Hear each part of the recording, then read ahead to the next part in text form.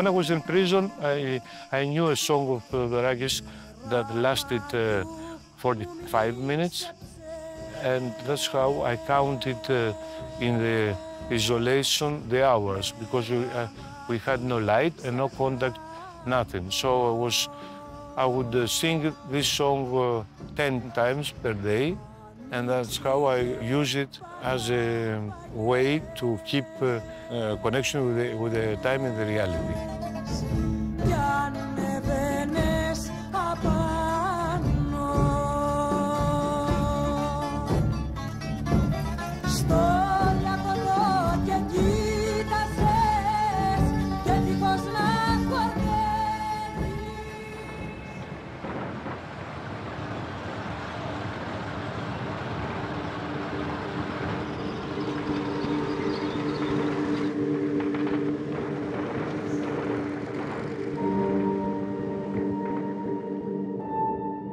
Ήτανε μια μέρα κοινή, θα πήγαινα στη σχολή.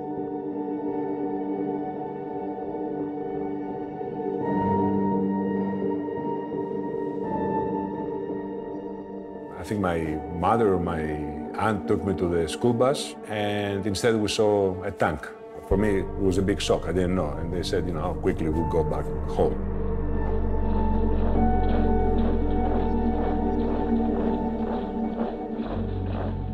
I was supposed to go to the first gymnasium excursion.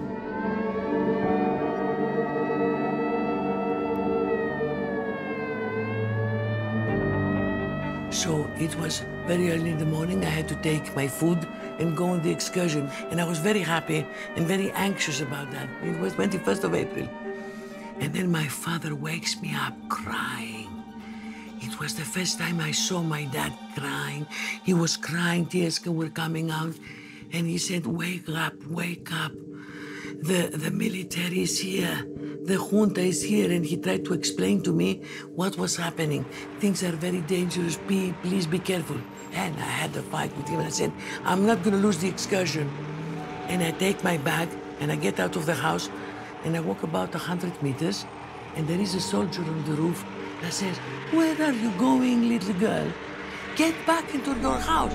It was the first time in my life that I saw somebody with an arm in the middle of my neighborhood, crying out loud, go back, go back. I started running, but I didn't run to the house.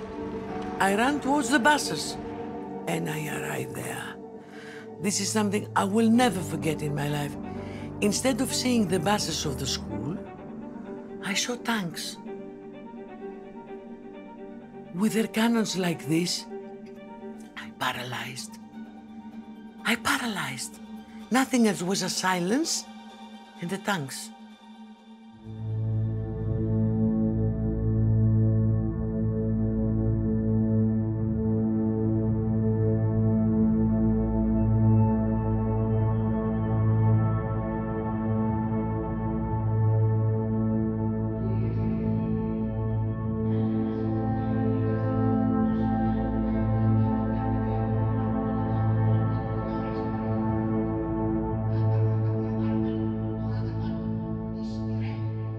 Day of the coup, 21st of April, 1967.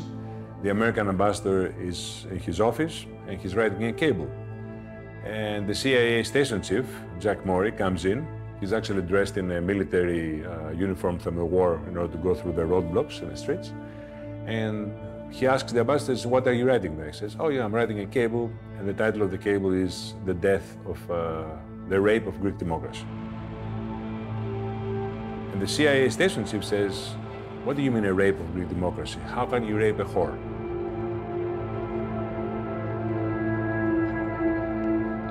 Greece actually is the country of Europe where the Cold War started. The dogma of the American President Truman, which was that we need to help, to assist the countries which were threatened by the communists, was elaborated for Greeks in 1946. So the history of the Greek state after 1944, 45, 46, until the end of the dictatorship in 1974, 30 years after, should be seen as the strongest laboratory of the Cold War conflict.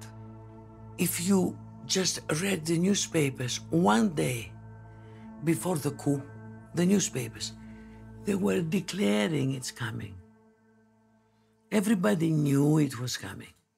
Even in the military, there were the colonels and the captains that were trying to catch one another.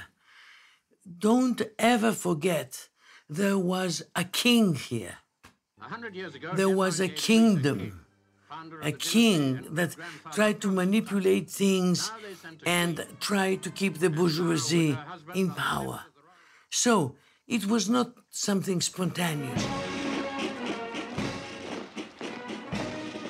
Mi smo tada imali jednog vrsnog ambasadora, Mihajla Javorskog, izvanredno obaveštenog, koji je imao veoma dobre kontakte sa svima u grčkom političkom životu, pa između ostalih i sa Andreasom Papandreom. I u 2 razgovora, samo nekoliko nedelja pred zbacivanje civilne vlade i uvođenje vojne hunte, naš ambasador je upozorio Papandreova kako se sprema hunta. Kada Papandreou kaže u svom odgovoru da je razgovarao sa američkim ambasadorom Talbotom u Atini, naš ambasador kaže State Department drži jednu srednju, umerenu liniju zajedno sa kraljem, međutim CIA i Pentagon rade po sopstvenim planovima, van znanja State Departmenta i neposredno sarađuju sa onima koji će sutra činiti vojnu huntu. After the Civil War, the Greek military was very close to the Americans. And the Greek military was always the one that kept the system quiet, let's say. They were the ones who were used against the communists, make sure the left would not come to power. Because Greece was part of the Western Alliance, this is a Cold War environment, and therefore intelligence and military are very critical for the establishment, for the system. And they're always very, very close to the US. They are funded by the US, they are trained by the US, they have very close relations with the US.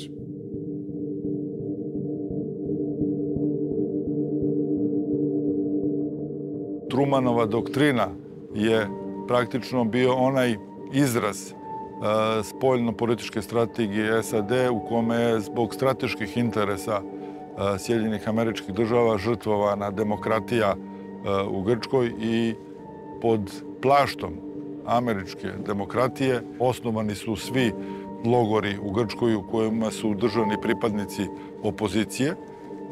Hiljade, desetine hiljada ljudi na 29 ostrva su u ime demokratije žrtvovani i stavljeni u koncentracione zatvore poput onoga koji smo mi imali na Golom otoku u Jugoslaviji.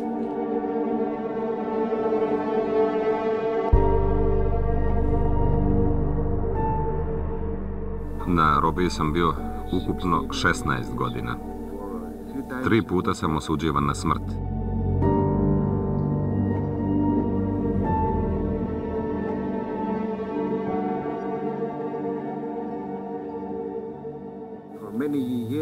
Godinama sam čekao dan izvršenja smrtne kazne.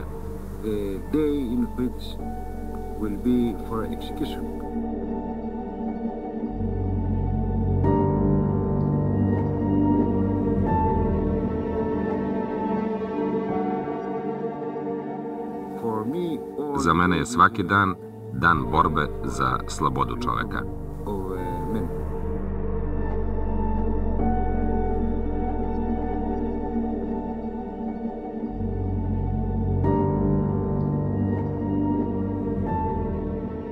In the beginning, there were small groups of trying to do something.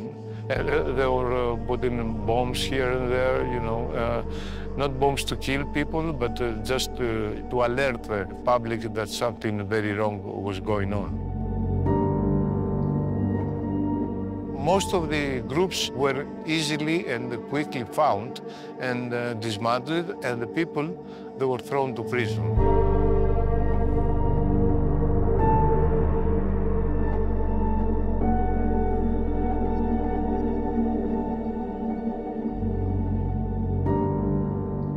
Η αστυνομία τότε είχε φακέλους κατά σχολή. Ήξερε λοιπόν περίπου ποιοι φοιτητές θα οργανώσουν αντίσταση. και υποχρεώθηκα εγώ να βγω στην παρανομία. Ατυχώς, ένα βράδυ που μετακινήθηκα με το τρόλεϊ, έπεσα απάνω σε ένα αστυνομικό που με γνώριζε και με συνέλαβε. Ήμουνα μάλλον ο πρώτος που πιάστηκα από την οργάνωση. Και αυτό το πλήρωσα διότι θέλανε να ξεκινήσουν να μάθουνε.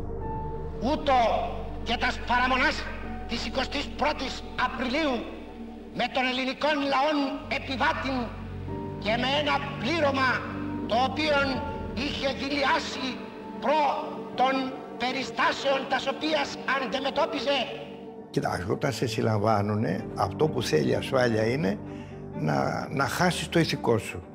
Άρα λοιπόν, από αμέσως αρχίζει ένας ξυλοδαρμός με διάφορους τρόπους, έτσι που να καταλάβεις ότι εδώ δεν τα βγάνω πέρα.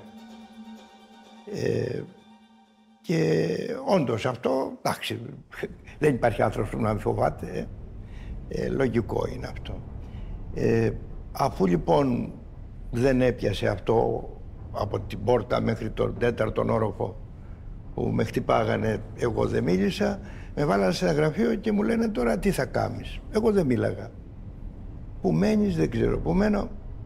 Και αρχίζει τότε η φάλαγγα. Σε δένουν απάνω σε ένα μπάγκο, σε ακινητοποιούνε και σε χτυπάνε στα πέλματα, εδώ στα πόδια και στο στήθος. Και δεν έβρισκε την δύναμη ή να επιβληθεί των κομματικών του συμφερόντων και εξαγάγει την χώραν ως σκάφος εις τον λιμένα μέσω της μερωμένης θαλάσσης. Αυτό επειδή είναι και επικίνδυνο, δεν θέλουν να πεθάνεις. Γενικώς η χούντα έκανε οικονομία στους θανάτους.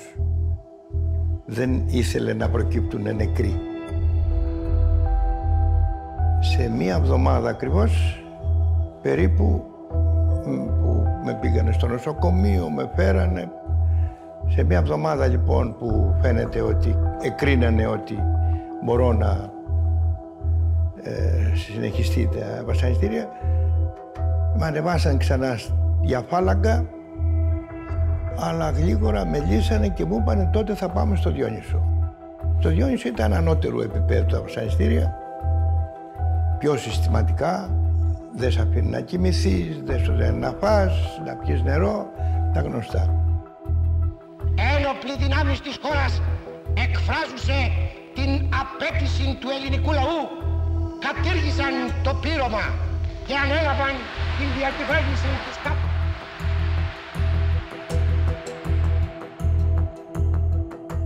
Όλοι αυτοί ήταν προδότες και καθάρματα και επίορκοι. Και οι λέξεις είναι βαριές, αλλά γι' αυτό τις χρησιμοποιώ. Ο λαός αντιστάθηκε. Όχι από την πρώτη μέρα και όχι όλοι μαζί. Αντιστάθηκαν οι δυνάμεις της αριστεράς, οι οποίες είχαν βιώσει στο πετσί τους το μεταπολεμικό παρακράτος και οι οποίες είχαν μια μεγάλη παράδοση αγώνων. Αντιστάθηκε η νεολαία και αντιστάθηκε και ένα κομμάτι μικρό του αστικού κόσμου, το οποίο δεν άντεχε την δικτατορία.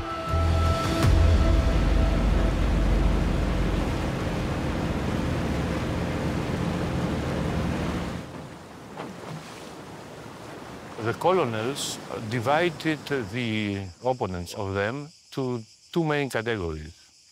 The communists, they were sent to islands with no people on the islands. They were only used for sending people to exile. And the other category was more mainstream politicians, Democrats. They were sent to different islands. Today are very touristic, but at the time they were also very isolated with few people, with very poor communications with the mainland.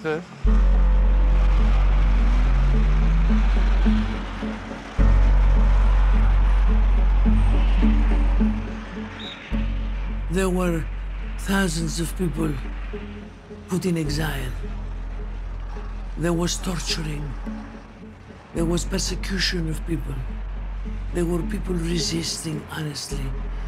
plus the avant-garde was the Communist Party. That was not legal. But in 1968, it was inaugurated, we created in Greece, inside Greece, under their nose, the Communist Youth Organization, the CNE. The party started having organizations underground, of course, illegal, of course.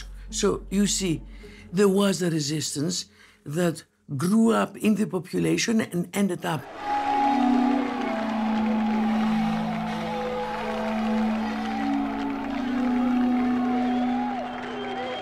Βεβαίως η μουσική του Μίκη Θεοδωράκη και ο ίδιος ο Μίκης Θεοδωράκης με την πληθωρική του παρουσία και τη μεγάλη δημοφιλία που είχε αποτέλεσαν ένα έμβλημα και ένα λάβαρο και ένα συνθηματικό της αντίστασης. Αρκούσε να σφυρίξεις ένα τραγούδι του Θεοδωράκη και έδινες ένα μήνυμα στον διπλανό σου ότι εναντιώνεσαι στη Χούντα και αν το σφύριζε κι αυτός, ακόμη και αν ήταν ένα τραγούδι που μιλούσε για μια μυρτιά, ας πούμε, ή για ένα νησί, για ένα ακρογιάλι, ακόμη και αν δεν ήταν πολιτικό το τραγούδι, καταλάβαινες το μήνυμα.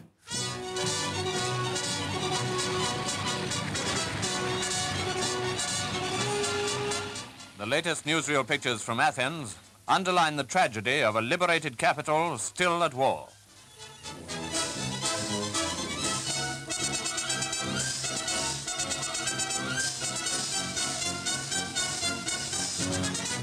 The 40s was the most turbulent decade of modern Greek history in the sense that we had a very tough occupation by German, Italian, and Bulgarian troops.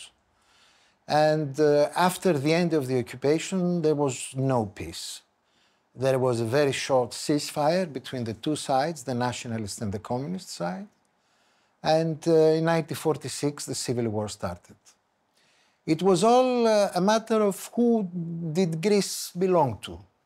Would Greece be accepted to be a communist country or a capitalist country of the West, as it was the wish of the Europeans, the British particularly, and the Americans? Ono što je definitivno sada utvrđena kao činjenica jeste da je Komunistička partija Jugoslavije, odnosno nova vlast u Jugoslaviji na čelu sa Josipom Brozom Titom, pomagala grčke komuniste na svoju ruku. Kada su se u oktobru, neposredno pred oslobođenje i Atine i Beograda, u Moskvi sastali Churchill i Stalin, oni su se tokom jedne večere u noći između 9. i 10. oktobra dogovorili da podele Balkan. Prema tom dogovoru je Jugoslavija 50-50% podeljena između Sovjetskog saveza i Zapada, a Grčka je 90% pripala Zapadu, a samo 10% je pripala pod sovjetsku sferu uticaja. Grčka ima jak pokret otpora, dakle njihova. Dakle, to počinje već praktično na samom početku okupacije. Postoji nekoliko tih grupa i veoma brzo će preovladati taj prokomunistički, dakle, veoma snažan grčki pokret otpora. Jugoslavija ima, dakle, tu svoju istoriju, dakle, otpora. U isto vreme i u jednoj i drugoj zemlji se vode i neka mali i veliki građanski ratovi. Britain had not come to occupy Greece, nor to fight Greeks. We went there to help Greece consolidate her liberation. 90% pokreta otpora u Grčkoj bili su EAM i ELAS, koji su se nalazili pod direktnom kontrolom Komunističke partije Grčke, koja je opet bila deo Kominterne. Kod nas situacija baš i nije bila toliko jasna, ali su se dogovorom velikih sila oni pušteni niz vodu. U Grčku su se iskrcali Englezi, koji su vršili surove pogrome nad komunistima i nad levičarima, sarađivali sa krajnjom desnicom, čak i sa onim snagama koji su za vreme Drugog svjetskog rata direktno sarađivale sa okupatorom. Everybody was in panic. I mean, those who had lost were in panic because they had lost, and those who had won were in panic because they were afraid that there was going to be another round in which they would lose. But it's not the civil war itself that is at the origins of the junta. Greece was facing institutional trouble, a huge crisis of institutions since the First World War. First, it was this division between the supporters of Eleftherios Venizelos, the prime minister, and King Constantine, which sparked a very tense political polarization we call the national schism, in which really the Greek institutions ceased, at least at some moments, ceased to function. Then came, on top of that, the Civil War. So it was a country which was torn by crisis of institutions, by the crisis of the political system, and this evidently made the junta probable.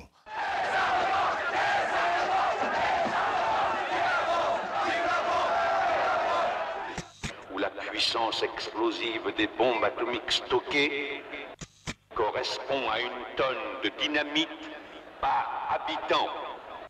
Attention!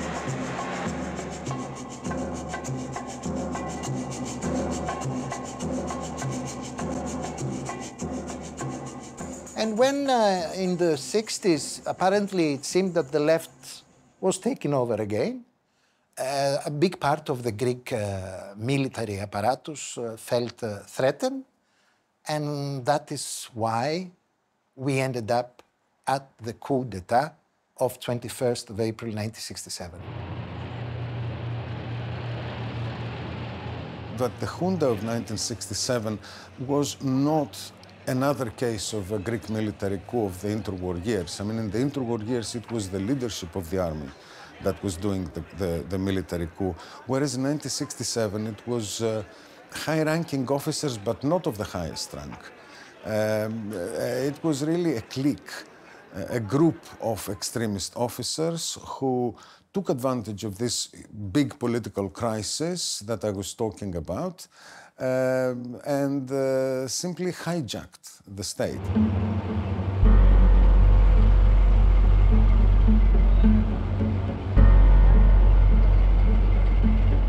Pukovnici koji su došli na vlast u pučem 1967. godine su bili mladi poručnici ili kadeti 1936. godine kada je uvedena diktatura Metaksasa, jedna, ajde kažemo, ultranacionalistička diktatura sa tim nekim elementima koji vuku na fašizam.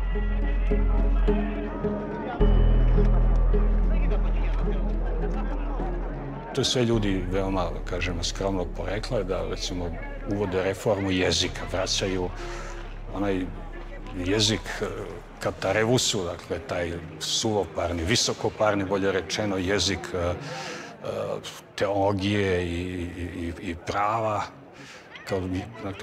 I onda pokušaju čak drže govore, pa to ispada onako smešno. Dakle, govore o Vizantiji, o obnovi Vizantije i tako dalje. To su sve anahronizmi koji pokazuju zapravo to jedno ideološko tumaranje, ali komponenta je bila da je jedan izraziti antikomunizam sa tom jednom antislovenskom notom. In Greece in the 60s, there used to be what we call a holy trinity, which was the king, the palace, the army, and the Americans, but mainly the CIA. They were the three factors governing Greece. So the US was very involved here. The CIA had very, very close ties to a lot of the military junta people, the guys who organized the coup. I have in the book, in the Rape of Greek Democracy, a picture of them hunting together, like 2 years before the coup. But my understanding is that there was no direct green light to go ahead with the coup. It was more of an orange light, meaning that the CIA, and especially the Greek-American CIA agents who were meeting with these junta people, told them, you know, if you go ahead and you do the military coup and you stop Papandreou from coming to power, the US will be okay. But, you know, we didn't tell you to go ahead with it.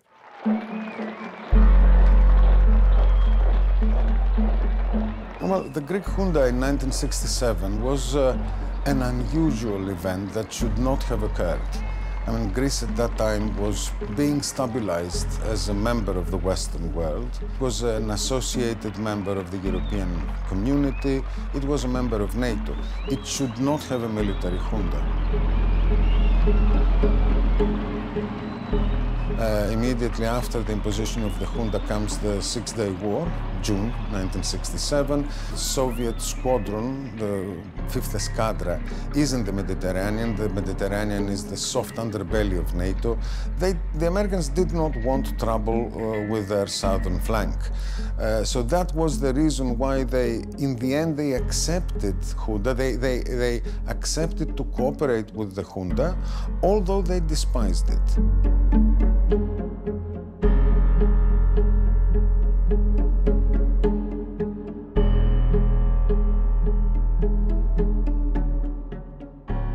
We know now, I mean, that if the Northern Right would win the elections, the United States have given the green light for a kind of military coup with the participation of the king.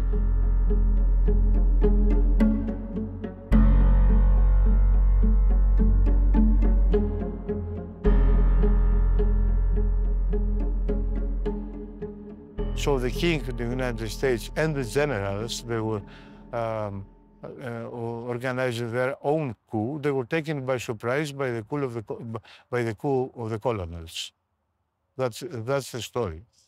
But after that, the United States tried to establish in the beginning a working relation with the dictatorship, and then they fully supported the dictatorship. There was also a problem because the vice president of United States at the time was Spiro Agnew, a second generation Greek immigrant to the United States. And so that's also played a role. We had also Onassis who also supported the dictatorship. Onassis at the time was the big international tycoon, the richest man we were. We like very much to think of ourselves as, nations of resistance, nations of passion, nations that have been victims, and so on and so on. On the one hand, there has been resistance. There were people that resisted in Greece, resisted outside, people that left the Greek soil, refugees in different parts of the European countries, and so on and so on. Yet I have to say that the big part of the majority of the Greek public was pathetic during the dictatorship, was indifferent. The dictatorship would not have lasted 7 years if there was a massive resistance coming from the majority of the Greek people. The Greek people, to a certain extent, some of them, they were vocal against the dictatorship, here in Greece and in other countries of the in other countries of Europe, but the majority was not that vocal.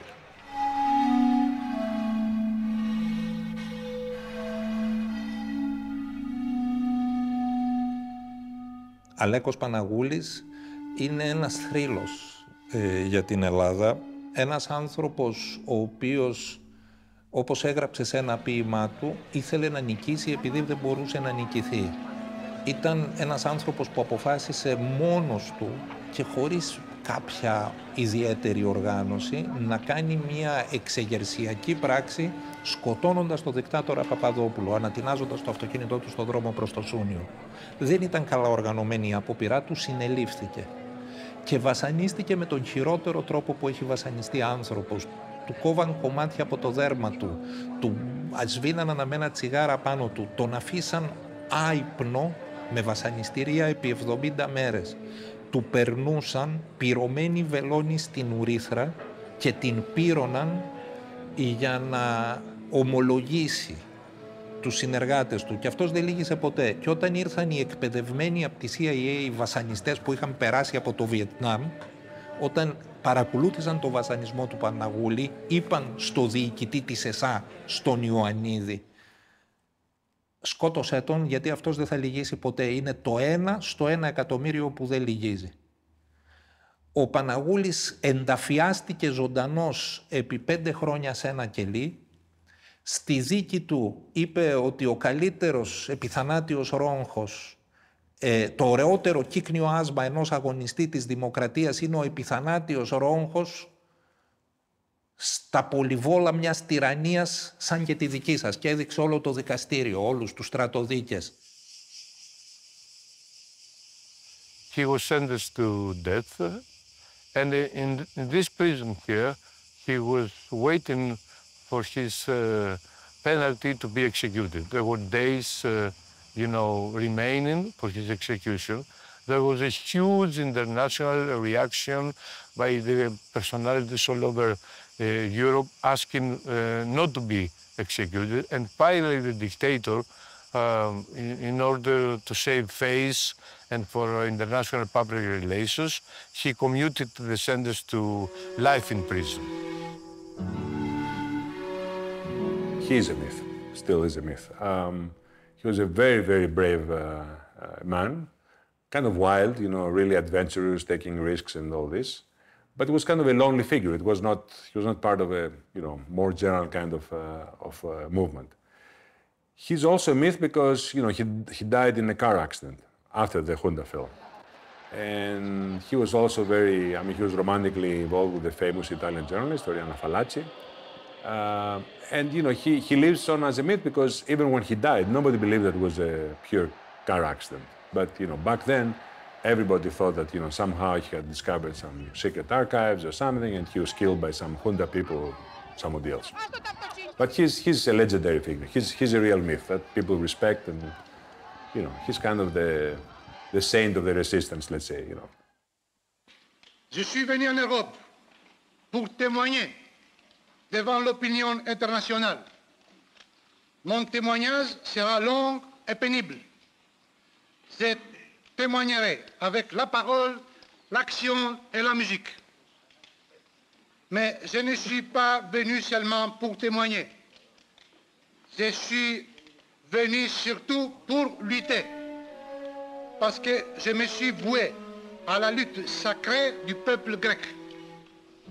Comme l'ont été les camarades de lutte qui sont tombés dans le combat.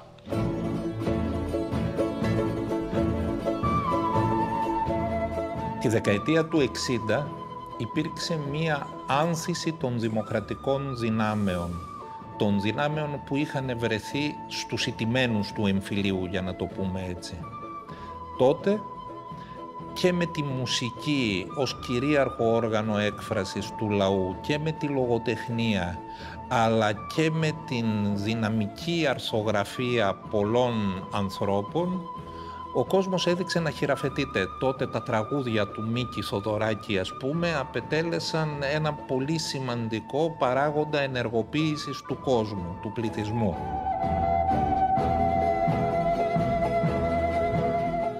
Teodorakis se veoma rano uključio u pokret otpora i već tada je bio hapšen i zatvaran za vreme Drugog svjetskog rata. Za vreme studija na pravnom fakultetu učlanio se u Elas i imao čin kapetana u Grčkoj narodno-oslobodilačkoj vojsci. Odmah potom rata je bio interniran prvo na 2 ostrva i 1948. godine biva prebačen ovde na Makronisos. Međutim, pošto su mu prilikom torture 1949. godine polomili jednu ruku i jednu nogu, bio je prebačen sa ostrva i nastavio je svoju, oni su to zvali prevaspitavanje tada, rehabilitaciju u bolnici.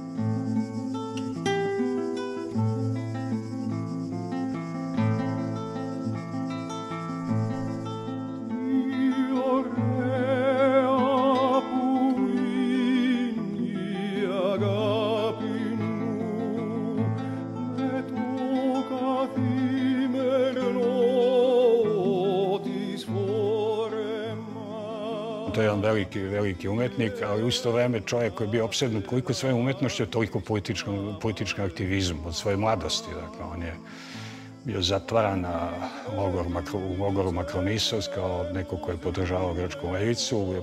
Odlazio je iz Grčke u znak protesta, posle završetka građanskog rata, pa je u Parizu, pa se vraćao, pa je hapšen.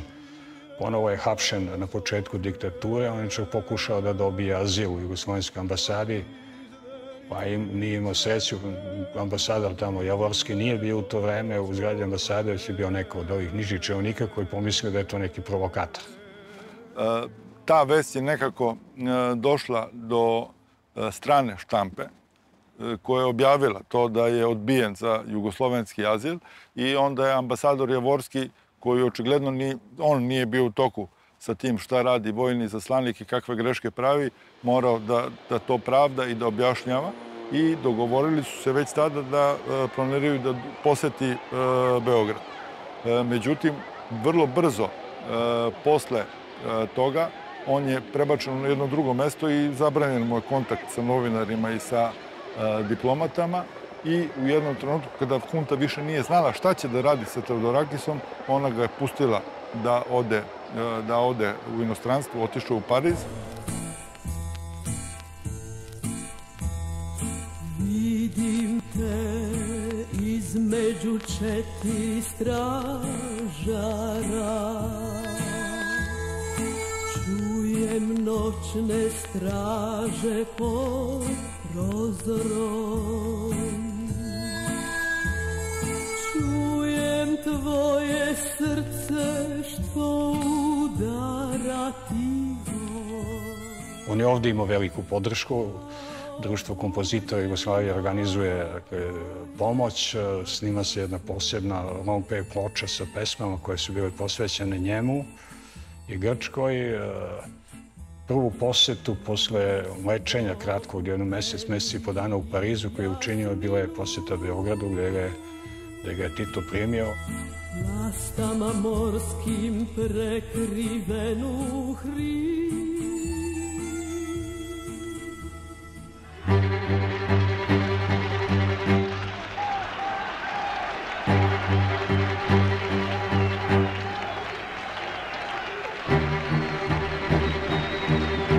For young people to live in a dictatorship, it was very, very hard. It was, it was very, very unpleasant. You could not live like that, because we had no possibility to listen the music we wanted. For instance, the music of Mikisa Teodorakis. Teodorakis was in exile, and his songs were completely forbidden. If you would sing a song in a tavern, you would be arrested. All around Europe and in the States, in the United States, a very profound wave of youth movements were developing. We had exactly the same, and this youth movement was the part of freedom we lived in these years, and on the other side, there was the repression. So the clash was inevitable. In 72, they drafted in the army 52 students. They were leaders in different parts of the country of the protest movement. I was among the 52. And then as a reaction to the drafting of the activist students, there was the big occupation of the School of Law in downtown Athens, which was the first very political action. In the summer of 73, Papadopoulos tried to calm things by saying that we will have a kind of democratization, liberalization.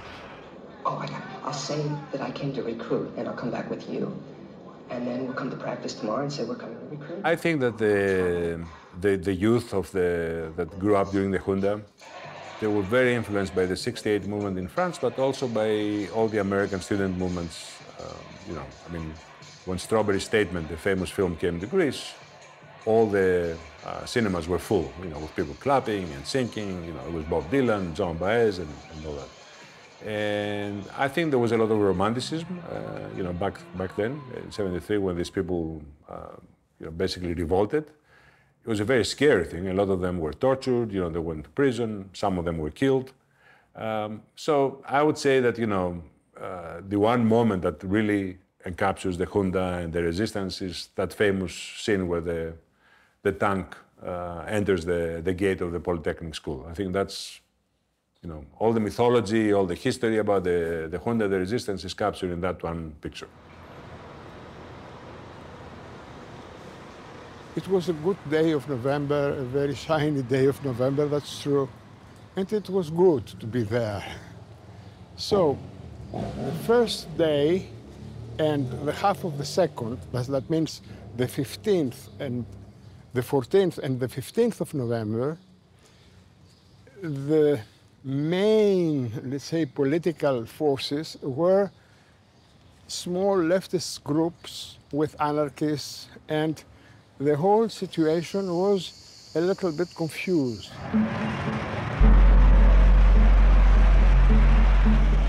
Second day, organized in socialist and communist parties groups of students and independent groups of students cooperating with these groups of organizing in the Communist Party, the Communists of Interior, PASOK was emerging as a political force then, have taken control. They changed the whole political, let's say, dimension of the insurrection. And the target was the junta of the colonies, the democracy, the freedom, and the restoration of a parliamentary democratic regime. The main difference between the first and the second day was that the people was following the first day with some hesitation, with some, let's say, reticence, but the second day with a target, a political target, clear and unifying the whole collectivity, it was like a miracle.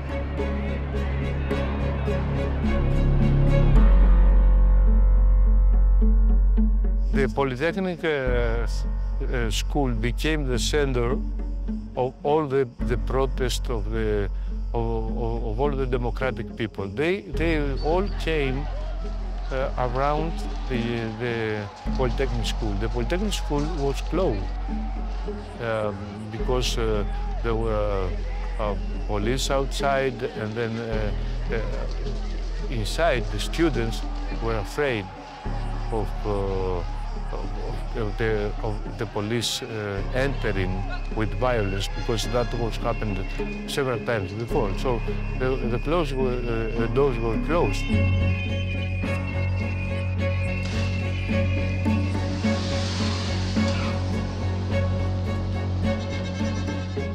From the 16th afternoon and then, there was big fights all around the Polytechnic school with injured, with dead people, and we knew that the situation has worsened very, very soon. So we learned that a part of the agenda will crush Polytechnic with tanks. We knew that. And we had to face or this, let's say, brutal force, unarmed, absolutely unarmed.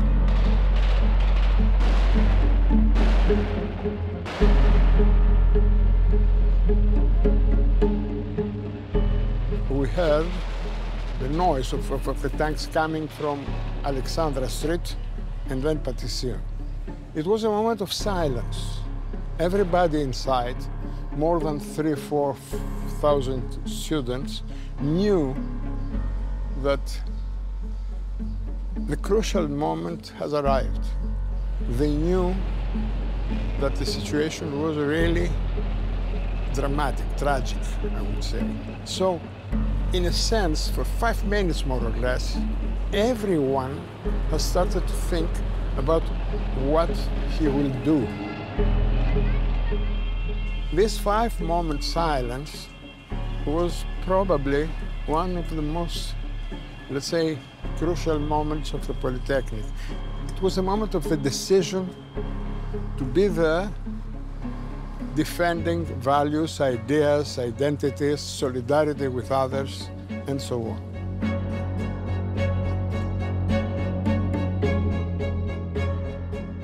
Before sending the tank, there were snipers around the Polytechnic school, and they would shoot the people. They would shoot the people to frighten the people.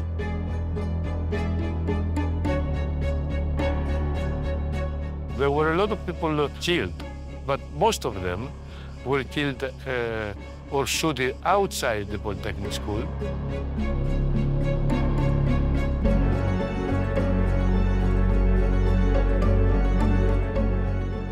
The tanks entered the school, we spread under the pressure of the police. A lot of them were arrested. I wasn't. I was in a building nearby Polytechnic.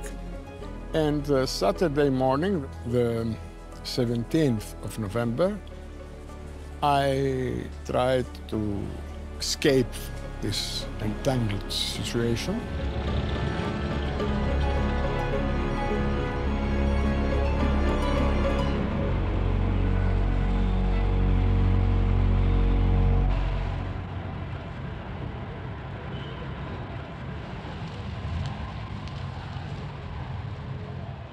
Protest continued the next day. So some of the people were killed next day after the invasion of the tank.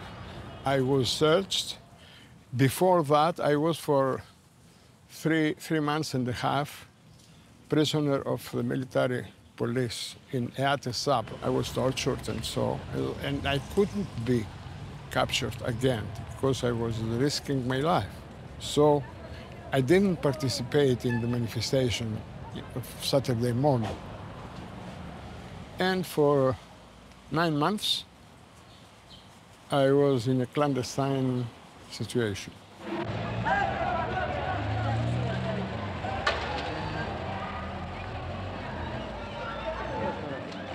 After the uprising of the Polytechnic school, Papadopoulos was finished because there was bloodshed. And he has been replaced by another officer who was more hardliner than Papadopoulos, if that is possible, but it was. And at that period, the 9 months after Papadopoulos' replacement, up to the fall of the dictatorship, they were very, very tough, a very, very tough period. People were sent to exile for nothing. Nobody in Greece knew who this guy was. We called him the invisible dictator because he was the head of the military police. He was not the president, the prime minister, or anything. He would go around with a military jeep in a simple uniform, a brigadier uniform. And we noticed after he got taken over, we all knew his name, but nobody had seen a picture. And we saw this guy who was coming and going to our building, visiting his sister and all this, and had no clue. And then a relative of us came from the States, and there was a Newsweek magazine which had his picture. And they said in the caption, "The invisible dictator of Greece." So I remember my father, who was listening to BBC, got really scared, turned the radio off, and said, that guy upstairs is the dictator. The last version of the junta, it is the so-called Ioannidis junta, from the name of Dimitrios Ioannidis, the head of the military police, who dominated that last phase. This last version of the Greek junta, facing economic trouble and increasing also protest, they perhaps decided that they needed a triumph on a national issue, which was Cyprus, in order to stabilize their regime.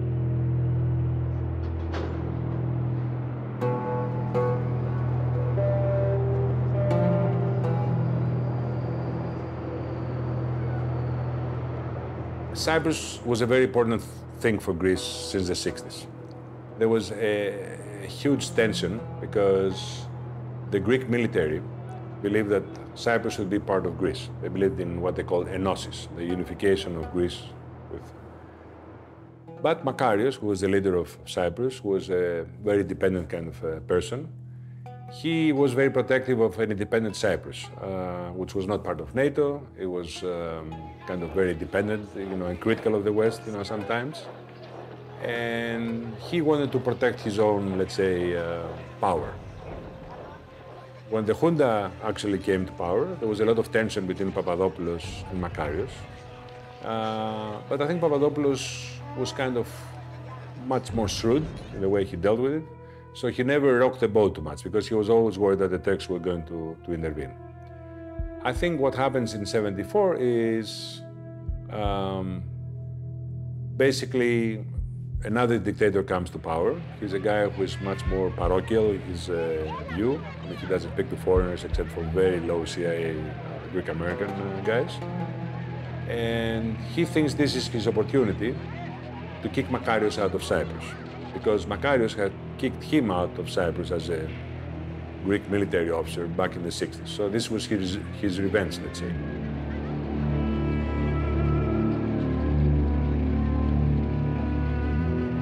They decided to topple Archbishop Makarios, the president of Cyprus, with a military coup.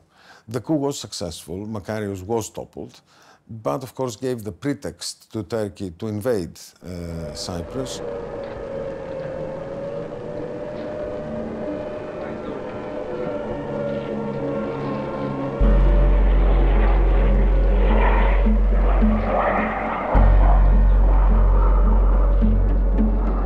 The morning of July 20th, and BBC is like having footage of, Turkish landing crafts filled with soldiers. The intelligence people call him up and say, these guys are moving. He said, no, nothing's going to happen. Don't worry about it. So I think he was really blinded by some U.S. assurances, and he was blinded by his own nationalism and his obsession against Makarios. So he wakes up, on the 20th, the whole thing collapses, basically. He gets very angry at the Americans. He threatens to go to war with Turkey. And he gives two instructions. There's an actually war council on that day. He gives two very direct instructions. One is declare enosis with Cyprus, the unification. Doesn't happen. His own government doesn't do that. And the second is he gives orders for the Greek military to attack the Turkish landing craft in Cyprus. And this didn't happen. The planes didn't take off, the submarines didn't go there. The Americans played a huge role in this. The CIA made sure to stop the generals from actually implementing these orders. And then the whole place basically collapses. And the generals decide, this is it, we're not going to be blamed for this.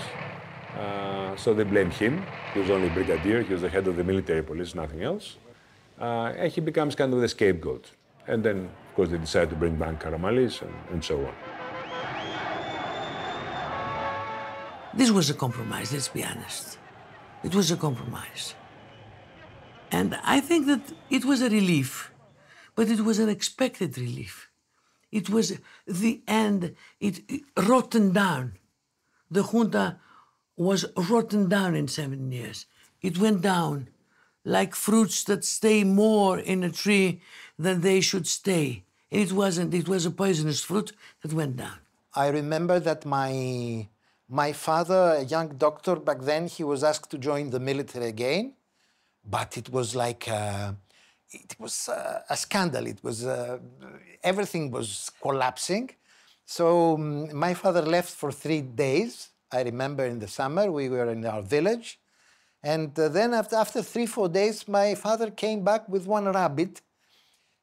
So he said, this is the result of my presence to the Greek army.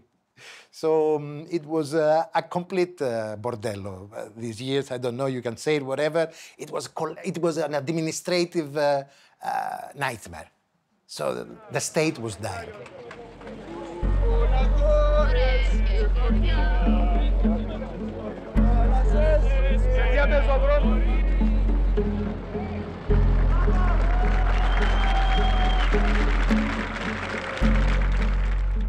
junta fell by selling out Cyprus.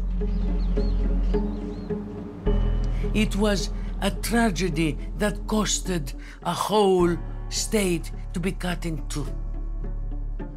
And it's still going on. The tragedy is not solved in Cyprus. A federal government would be established together with two constituent states. Cyprus would be a full member of the European Union based upon the rule of law, democracy, and respect for human rights. We still have a Cyprus divided. They even took Cyprus as it was, divided, occupied in the north, occupied by foreign powers, and they put it in the European Union to solve the problem, and the problem is not solved, my dear.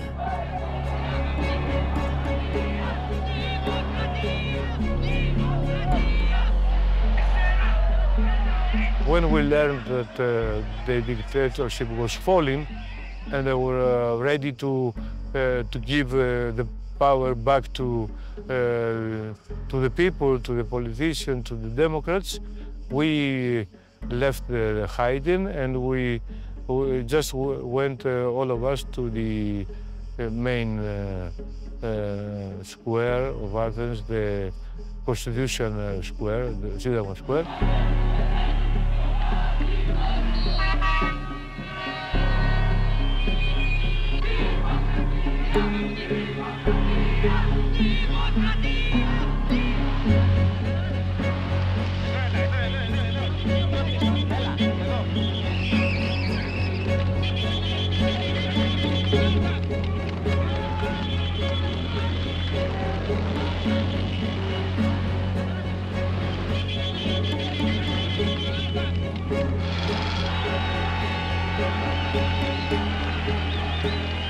I mean, that was an amazing day. You know, we went down with my father, I remember, and other people downtown Athens. There were millions of people in the streets celebrating, you know, flags everywhere. Real joy, real anger for Cyprus, but also real joy for what had happened.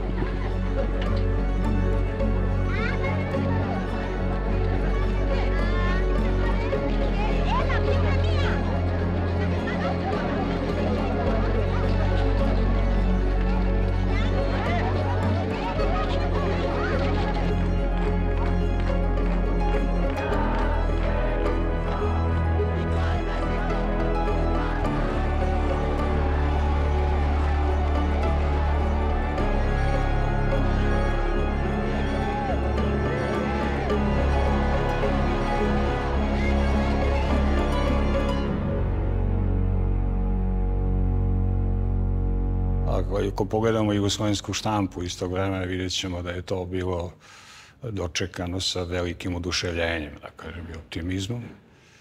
I to je jedna opšta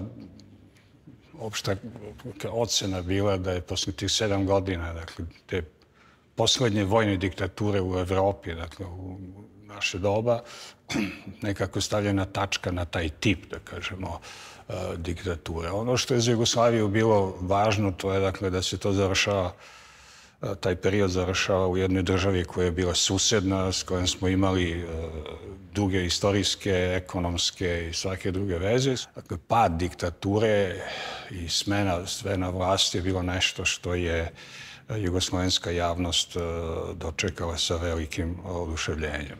United States shall insist on the strict maintenance of the ceasefire on Cyprus. Second, the imperative and urgent need is to begin negotiations. Third, we will continue to support efforts to bring the parties to the negotiating table. Fourth, the United States will play any role requested by the parties. We are also prepared to support the able efforts of the British Foreign Secretary Callaghan in this regard. Fifth, in these negotiations, we believe it will be necessary for Turkey, as the stronger power on the ground, to display flexibility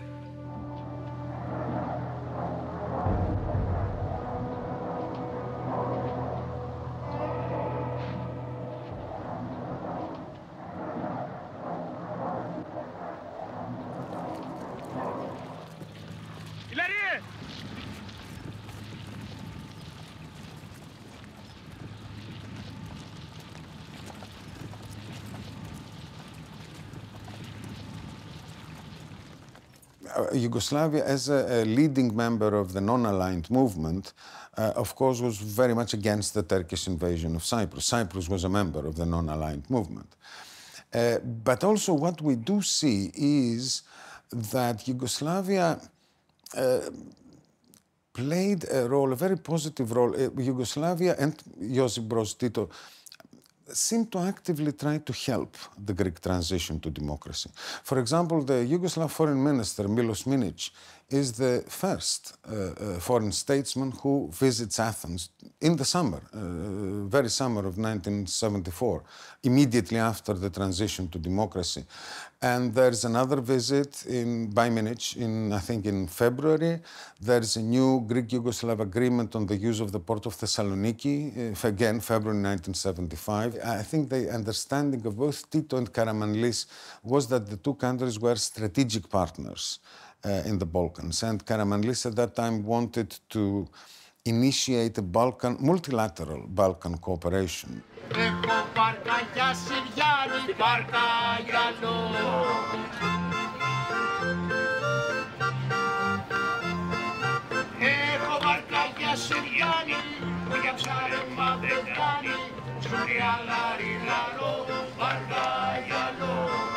On the 50 years of the restoration of Greek democracy. We did a poll for the conference. So what was interesting is that the younger people, the people who had not lived through the first years after the junta, have no memory of it, they were kind of okay with it. I mean, they were critical, of course, but they were much more distant, about what happened then. And they were also very distant from the idea of democracy. I mean, democracy was not as important to them as it was to the older people who knew what junta was like. And for me, that was a scary thing, because I realized that this generation that, they were never deprived of democracy. They never had to fight for it. It was kind of a given. They can be much more upset about it, and they can be much more sort of blasé about the junta. And that's something that we have to really think about. And in my opinion, we have a responsibility, through documentaries, books, and so on, to basically reach out to the younger generation and explain to them, what really happened then. That, we shouldn't have a romantic idea that it was kind of a soft junta, or that the economy was doing well, or, that it was okay, it wasn't that bad. Because there is some of that creeping up, I'm afraid.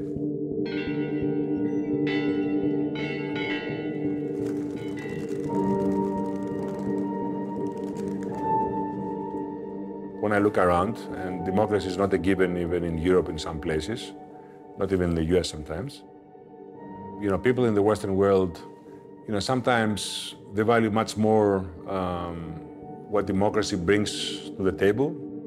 And when they're not happy with it, and they have every right not to be, with the cost of living being what it is and all that, then they get upset at democracy, because they say democracy doesn't deliver the goods for me. And so why is democracy important if it cannot, guarantee me a better future for my kids, or, a better kind of life?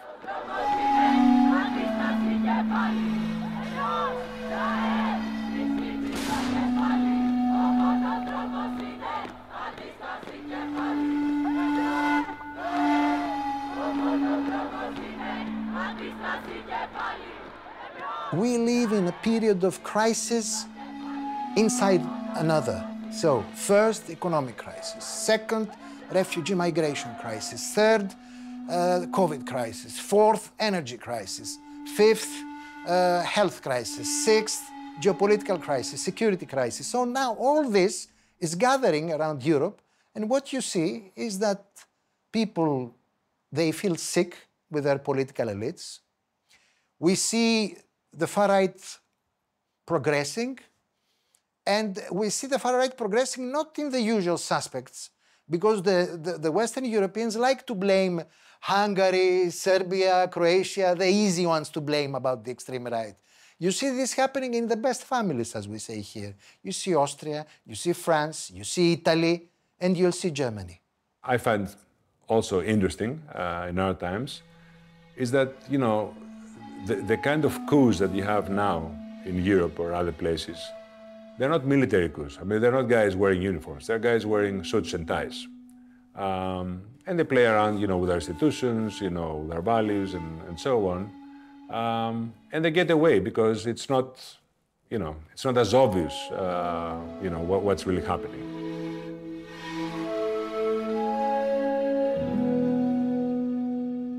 And the idea of some people of the extreme right is they are playing a role or even controlling the present, is to control the past.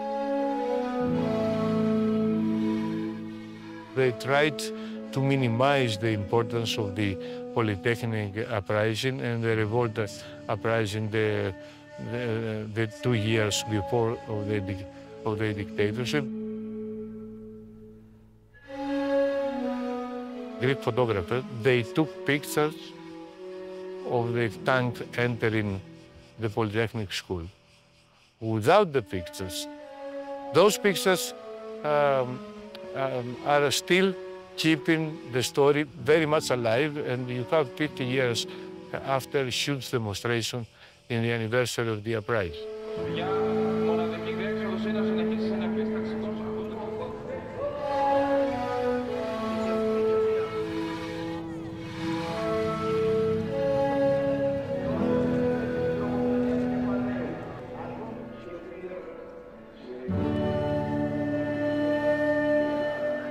The memories are fading, and it's very important to keep the memories alive, because who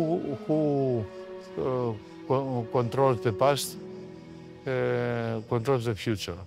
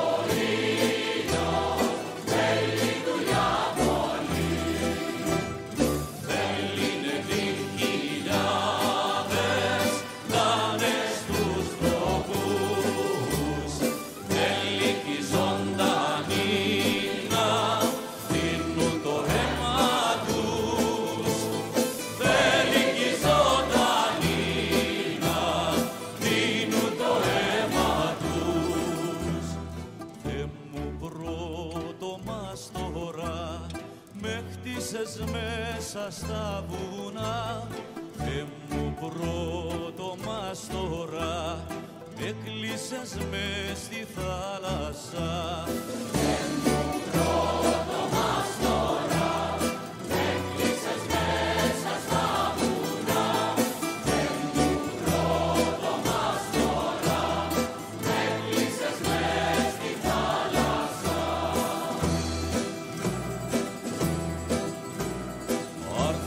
Από μάγους το σώμα του μαγιού το έχουνε βάλει σε